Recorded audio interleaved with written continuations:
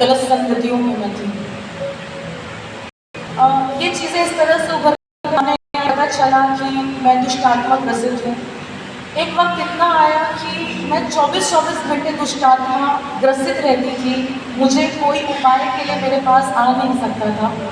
और क्योंकि मैं एक क्रिश्चियन परिवार से नहीं थी, तो हम जितनी चीज़ें हम कर सकते थे, जहाँ जा सकते थे, जिधर जो बोलता था, हमने सब कुछ किया और इसका परिणाम और बिगड़ता गया। 12 वर्ष की लहू बहने वाली स्त्री को जितने सारे वैद्य देखते थे, उसकी अवस्था और बिगड़ती चली गई। तो कुछ ऐसी हालत थी मेरी, और मैं ज़्यादा इसे बोलना नहीं, पर बहुत कम शब्दों में आपको बताना चाहती हूँ कि मैं इतनी ज़्यादा दुष्टात्मा ग्रसित थी कि मुझे होश नहीं होता था। मैं अपनी मम्मी को चाकू पकड़कर सीढ़ियों से कई 3-4 सीढ़ियाँ कूदते हुए उन्हें मारने के लिए मैं दौड़ाया करती थी। मैं होश में नहीं होती थी। ऐसी मेरी अवस्था थी कि जब मुझे खाने की थाली में सामने रखा जाता तो मैं उससे खेलती थी, मुझे होश में लाना पड़ता था। और जब कुछ भी पढ़ाया जाता, बताया जाता, तो मेरे आंखों के सामने सब कुछ धुंधला हो जाता था। एक ऐसी कंडीशन आ गई कि मैंने अपने जीवन को समर्पित कर दिया था कि जो चीज़ है मुझे मार डाले, ख़त्म करे, मैं ख़त्म हो जाऊं तो मेरा परिवार बच जाएगा। और मैं चाहती हूँ, मेरी मम्मी का ये विचार रहता था कि इसका दर्द हम नहीं देख सकते, और हम जिस अवस्था से गुजर रहे हैं, मैं खाने में कुछ मिलाकर किसे भी मार दूँ और सबको भी मार दूँ और मैं खुद भी मर जाऊँ। ये अवस्था में मेरा परिवार हो चुका था। एक वक्त की बात है, एक रात बर्दाश्त से बाहर था और मैं बहुत बुरे तरीके से दर्शक में थी। और मेरे मम्मी, मेरे पापा, मेरा भाई जो आज मेरे साथ आया भी है यहाँ, तो वो मुझे बचाने की बहुत कोशिशें करते थे, मुझे थामते थे, मुझे पकड़ते थे। लाखों रुपए यूं ही बर्बाद गए, देते गए जो जैसा कहता था कि कुछ पढ़ दो कान में, कुछ बोल दो, कुछ बता दो, कुछ कर दो ताकि सुकून से सो तो जाए। मैं आपको कहना चाहती हूँ, ड्रीम्स में मैं इतनी टॉर्चर होती थी दुष्टात्मा के द्वारा कि मैं 3 दिन तक मैं सो नहीं थी। 3 दिन तक मैंने ना कुछ खाया था, ना मैंने कुछ पिया था। और जो कोई भी आता था उसके साथ बुरा होता था, उसका एक्सीडेंट होता था, बहुत चीज़ें ऐसी घर रही थी और जीने की पूरी उम्मीद मैं छोड़ दी थी। पर ऐसा हुआ कि जब मैं पूरी तरह से और मुझमें से दुष्टात्मा इस तरह से कह रहा था कि आज अपनी बेटी को बचा सको तो बचा दो, आज इसका अंतिम दिन है। और मैं मेरे पापा को देखकर मैं कह रही थी कि पापा मुझे मरना नहीं है, पापा मुझे मरना नहीं है, मुझे बचा दो। और जैसे ही फिर मैं दुष्टात्मा ग्रसित होती थी, फिर मैं उन्हें धकेल देती थी, जोर जोर से हंसकर अपने आप को मार रही थी। मैं अपने सर को फोड़ने की कोशिश कर रही थी, फोड़ रही थी, अपना सर पटक रही थी। और मेरी मम्मी जो सब कुछ बहुत सीख रही थी, वो बहुत मन्नतें मांगी उन्होंने मेरी ज़िंदगी के लिए। और एक जवान बेटी को मरते हुए उसके माता पिता और भाई देख रहे थे। इनके बस में नहीं था।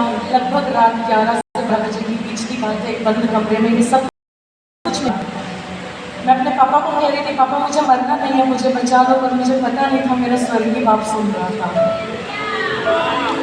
हालेलुया। उस जगह पर मेरी मम्मी ने चीखते हुए कहा, यदि ये सृष्टि है, इसका मतलब सृष्टि को बनाने वाला कहीं ना कहीं है।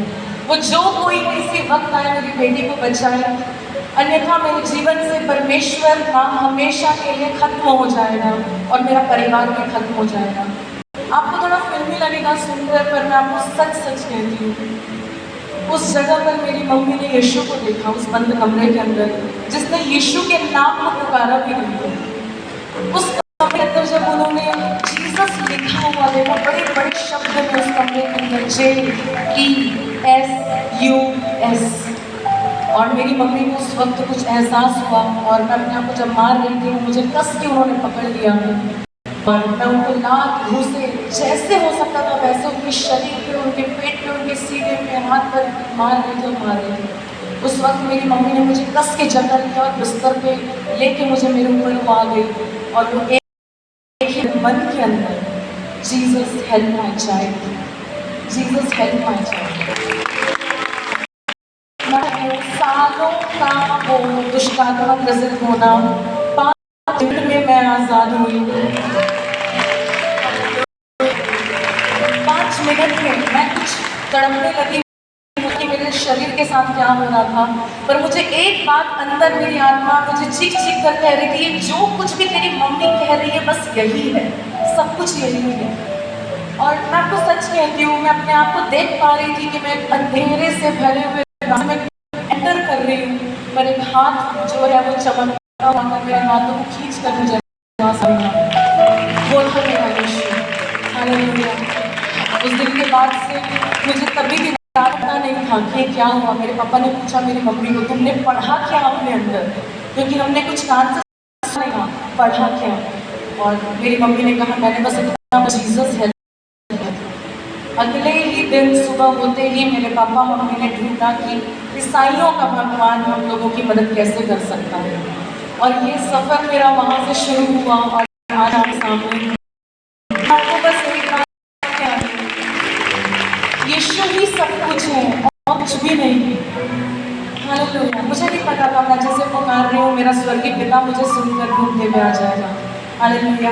मेरी बस यही ज़िंदगी एक सवाल से शुरू होती है और आज तक मैं उसी सवाल पर बैठना पसंद करती हूँ कि मुझे क्यों चुना, मुझे क्यों छुड़ाया और मुझे क्यों बुलाया।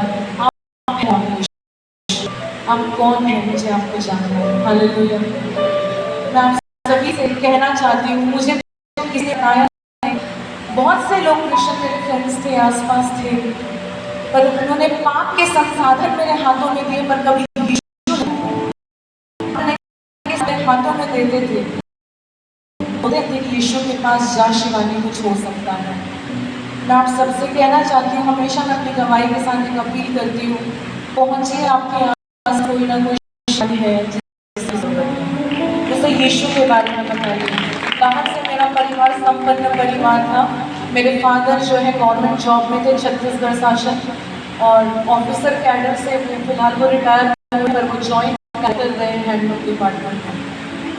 और मेरे घर परिवार में किसी चीज़ की कमी नहीं थी। आज जो लोग बोलते हैं चीज़ों को ले देकर ये लोग बन जाते हैं, आप मुझे कुछ भी लेके नहीं बना सकते थे, मुझे सर्विस चाहिए था मेरा गुजारा। पर मैं आपसे कहना चाहती हूँ, ये गवाही यहाँ पर शुरू हुई, इसके आगे जो स्वभाव उसने बदला, जो जिंदगी उसने दी, सिर्फ छुटकारा नहीं, उसने अपने आप को मुझे दिया। हालेलुया। वो आपसे